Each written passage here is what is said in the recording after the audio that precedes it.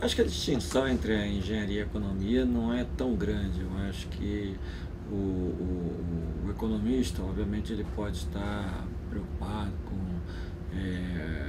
talvez uma coisa mais teórica, mais abstrata, mas eu acho que quando a gente vê a própria história dos economistas, né, ao longo da evolução vamos dizer assim, desse corpo de conhecimento, você vai descobrir que eles vêm dos mais diversos caminhos, né?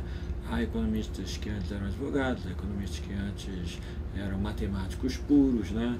E muitos economistas que eram engenheiros. Eu acho que o engenheiro tem dois aspectos que contribuem bastante quando você vai estudar assuntos econômicos. Um é a formação matemática, tá certo? Que na verdade, quando você conhece a matemática, a economia se torna muito mais simples. Muito do tempo que se gasta, às vezes, vamos chamar assim, no estudo da economia, na verdade, é um tempo até você ter um domínio de ferramentas matemáticas que te permitem expressar, que te permitem trabalhar com alguns conceitos, né? Eu acho que esse uso dessa ferramenta que permitiu a economia dar saltos significativos. Eu acho que uma das coisas que distinguiram desde o começo a própria PGE, tá certo? E o outro aspecto, eu acho que assim, o engenheiro muitas vezes ele tem um senso de realidade, ele tem um senso de, inclusive, quando você já parte do treinamento, além da matemática e tal, é você ser capaz de fazer estimativas, você ser capaz de avaliar e pensar como resolver um problema e dar soluções concretas para problemas. O que também é interessante quando você é economista, especialmente quando você é economista com algum, vamos dizer assim, interesse mais prático. O aspecto, vamos dizer assim, um pouquinho histórico, era também o fato que, independente ou em paralelo a esse interesse pelas finanças, pela próprio conceito econômico, da administração, naquele momento, particularmente na área que eu trabalhava, que era a engenharia naval, alguns anos depois aconteceu vamos dizer assim, uma parada da indústria naval.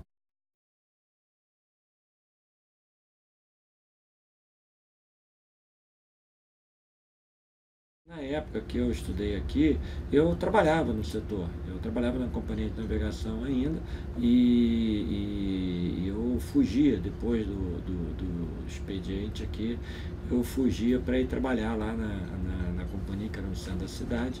Na época, o presidente da companhia, que é é, uma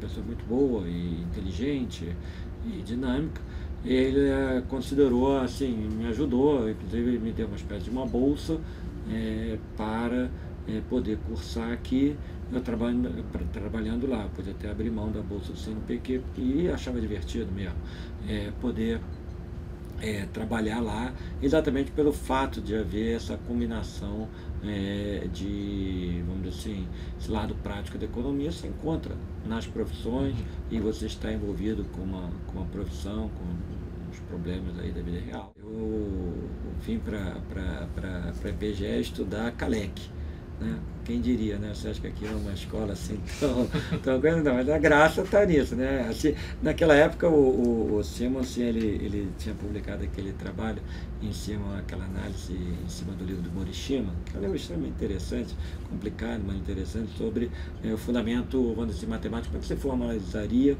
o modelo marxista, né? O que queria dizer aquilo, como é que você mostra o acesso à produção, etc e tal. Mas então você vê, a escola é uma escola, ao contrário do que as Plural. pessoas dizem, bastante plural. E a minha tese, então, era assim, usando o modelo de Kalec. Por quê?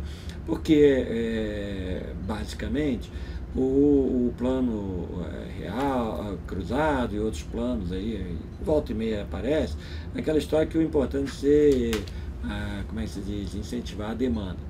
O que a gente mostrava, na verdade, com aquele modelo, que o modelo do Kalec permite você ter mais de um setor, tá certo? Então, na época, eu apliquei ali um que tivesse congelado e o outro não congelado.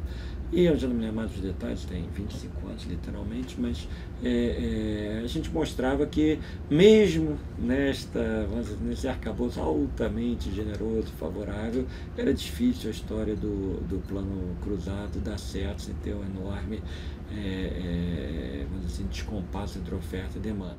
Não, a IPGE eu acho que pela qualidade, aí eu acho que não tinha a menor dúvida, ainda é, eu acho que a referência de economia do Brasil. Havia na época a figura do próprio Simons, né, que era uma figura muito forte. Eu já não me lembro exatamente todos os caminhos que me, vamos dizer assim, que a primeira vez me aproximaram da coisa. Teve um pouco, o Carlos Ivan também é engenheiro, tive um pouco de contato por causa ele é um pouco na minha frente, né, alguns anos na minha frente, mas tivemos algum contato na época da universidade. Depois eu fui para os Estados Unidos, mas sempre ficou aquela. Havia também um elemento comum, que era o IMPA, conquanto eu nunca tenha feito assim grandes cursos no IMPA, era um elemento comum. Eu acho que continua sendo um vetor aí de aproximação, usando uma palavra aí bonita, né, que eu acho que de estudo aí que eu estava falando de maneira solta, essa multidisciplinariedade, né, que eu acho que é uma característica da boa economia. Eu defendi a tese, salvo engano, alguns meses antes do cruzado ter acabado, né? Que eu acho que ele acabou no final de 87, né? Quando teve a eleição. Nesse momento eu já estava nos Estados Unidos, mas era bastante evidente para onde que estava indo. Então eu acho que, assim como hoje, ou em outros momentos, tá certo? Eu acho que o ponto de uma escola, o ponto do trabalho acadêmico é você estar fazendo esse contraste, você está analisando, você está fazendo aquela crítica, que é uma crítica realmente analítica do que estava acontecendo. Então, a IPGE, eu acho que ela tem bastante humildade. Eu acho que aqui a gente jamais, na IPGE, não há esse conceito que a gente seja melhor, do que a gente saiba a verdade, ou que sequer possa dizer que tem uma elite. Acho que não. Acho que nesse ponto é muito profissional, é muito tranquilo, tá certo? E eu acho que é isso que faz, na verdade, a contribuição ter valor.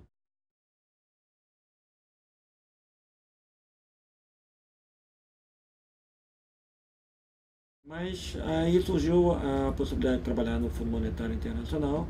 Eu achei a oportunidade interessante. Eu, na época, num dos anos, durante a escola, eu fiz um estágio lá, né, passei o verão lá, e vi que havia muitas oportunidades, por ser uma organização internacional, para trabalhar com vários países.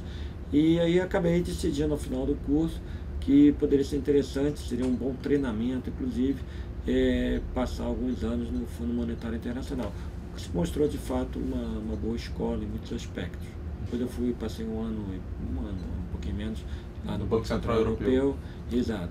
E lá no FMI realmente foi uma experiência bastante interessante, porque eu fiz no primeiro ano, logo que eu entrei no chamado Hemisfério Ocidental, quer dizer, para a América Latina, fiz alguns países bastante diferentes, exóticos, mas que tinham programas que funcionavam. Até brincava, né, que alguns programas da FMI têm fama de não funcionar.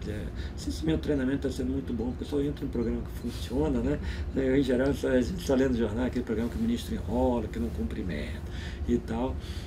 Mas então eu achei interessante, e eu tinha a convicção, quando eventualmente eu voltei para o Brasil, de que nesses casos dão certo, 2 ou 3, como eu falei. No primeiro ano eu vi alguns casos que era assim, funcionava, tinha resultados. Depois eu passei para trabalhar com a Europa, trabalhei uns 4 ou 5 anos com a maior parte dos países europeus. Europa Oriental? Não, Europa Ocidental. Aí era parte de surveillance, mas é muito interessante porque aí você tinha mais tempo para pesquisar mais a fundo assuntos. Eu vi muitas coisas na parte de aposentadoria, sustentabilidade, e depois, ainda no FMI, eu fui para a parte de mercado de capitais. E até a razão que eu fui foi, na época, a gente tinha feito vários trabalhos sobre o setor bancário, que era uma coisa que o FMI olhava muito pouco. Né? A gente começou a ver, foi uma época que começou a consolidação bancária, também começaram a surgir algumas das perguntas do que ia acontecer quando tivesse a união monetária. Né?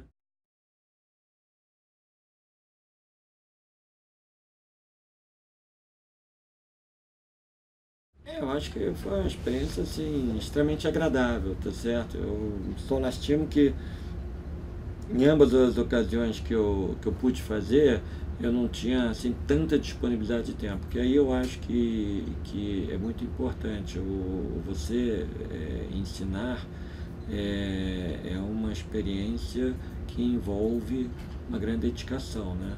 Ele é extremamente estimulante. Nos últimos anos eu não tenho tido oportunidade de fazer, sinto falta, porque você tem que estudar, você tem que aprender, você tem que se superar para poder estar ensinando com firmeza, né?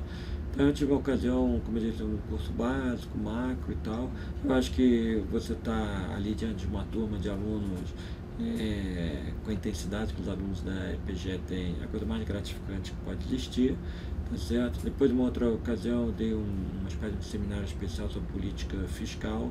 Havia uma combinação de assuntos mais práticos com assuntos mais teóricos.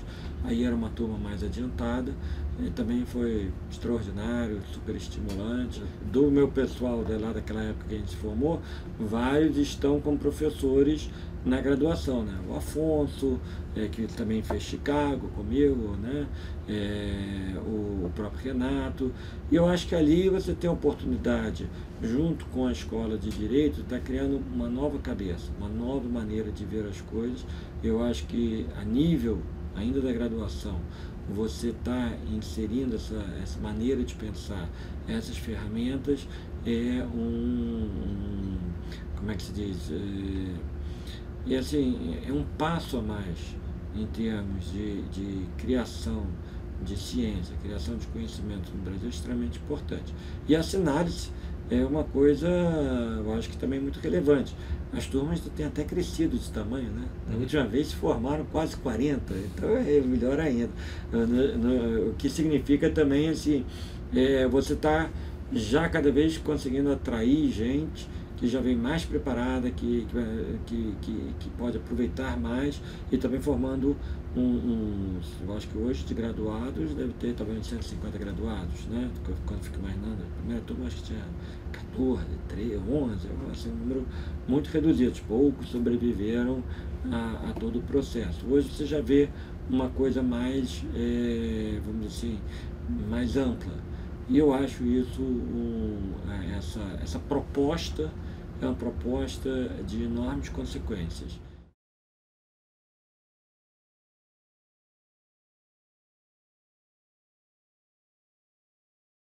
Eu diria, pela qualidade técnica, pela capacidade de enfrentar e resolver problemas, pela disciplina, pelo que ele já mostrou não só de habilidade, mas de garra, tá certo? Para você ter se formado.